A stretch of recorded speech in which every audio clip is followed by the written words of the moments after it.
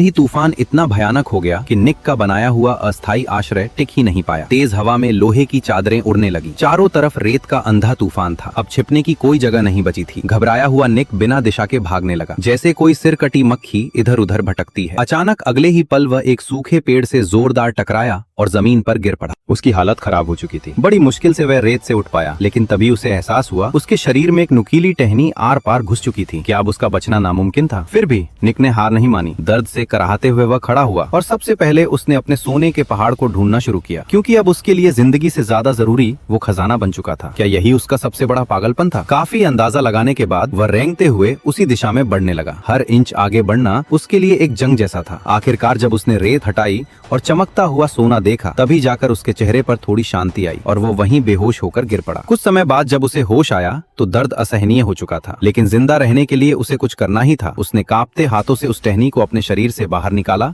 और त्रिपाल से घाव को कसकर बांध दिया। क्या वो खून रोक पाएगा? खून बहना बंद करने के लिए उसने चकमक पत्थर से आग जलाई, फिर एक धातु के टुकड़े को गर्म किया और हिम्मत जुटाकर उस जलते हुए लोहे से अपने घाव को दाग दिया। दर्द इतना भयानक था कि उसकी चीख भी बाहर नहीं निकल पाई। खून तो रुक गया, लेकिन उसकी ताकत खत्म हो चुकी थी। वो फिर से बेहोश हो गया। आधी बेहोशी की हालत में उसे अजीब अजीब चीजें दिखने लगी। उसने देखा वही महिला जिसे उसने मारा था उसके सामने खड़ी है। इस बार वो धनुष बाण लेकर उस पर निशाना साध रही थी। क्या ये सच था या सिर्फ उसका भ्रम? धीरे धीरे उसका दिमाग काम करना बंद करने लगा। उसे ऐसा लगा जैसे वही औरत उसके पास बैठकर उसे पानी पिला रही है, लेकिन अगले ही पल उसका चेहरा बदल गया। वो किसी डरावनी आत्मा में बदल गई। निक का डर अब पागलपन में बदल रहा था। उसे लगा जैसे एक जहरीला बिच्छू उसके खुले घाव के अंदर घुस गया है, और वही सबसे भयानक दर्द था। लेकिन क्या सच में ऐसा हुआ था या उसका दिमाग उसके साथ खेल रहा था? वो कुछ भी करने की हालत में नहीं था। बस एक ही ख्याल उसके दिमाग में बार बार आ रहा था, उसे अपने गोल्डन माउंटेन के पास रहना है, चाहे कुछ भी हो जाए। तभी अचानक उसका सैटेलाइट फोन बज उठा। दूसरी तरफ उसका साथी था। मैं जल्दी पहुंचने वाला हूँ, सोने की रखवाली करना। ये सुनते ही निक जैसे अचानक होश में आ गया। उसने तुरंत खुद को संभाला और रेंगते हुए सोने के ढेर पर चढ़ गया। फिर उसने जल्दी जल्दी उसे रेत से ढकना शुरू किया, ताकि कोई भी उसकी असली कीमत ना समझ पाए। लेकिन तभी कुछ अजीब हुआ। वो औरत फिर से उसके सामने खड़ी थी, इस बार और भी साफ और भी करीब। निक की आंखें फैल गईं। उसका दिमाग पूरी तरह चकरा गया। क्या वो सच में जिंदा थी या अब निक का अंत उसके अपने ही डर और पागलपन से होने वाला था?